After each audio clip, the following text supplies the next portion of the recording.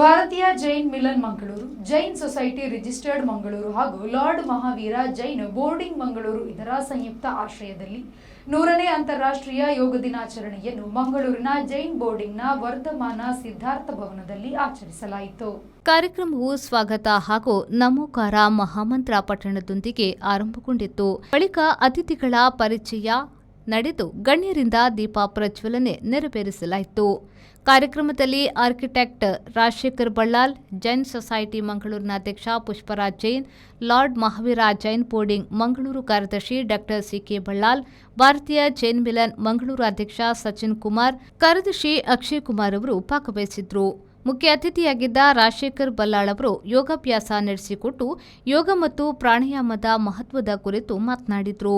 ಇದೇ ವೇಳೆ ವಿವಿಧ ಪ್ರಾಣಾಯಾಮಗಳ ಅಭ್ಯಾಸ, ದೇಹದ ಅಂಗಾಂಗಗಳಿಗೆ ಸಂಬಂಧಿಸಿದ ವ್ಯಾಯಾಮ, ಧ್ಯಾನ, ಸೂರ್ಯ ನಮಸ್ಕಾರ ಹಾಗೂ ಸಮೂಹ ಯೋಗಾಭ್ಯಾಸ ನಡೆಯಿತು.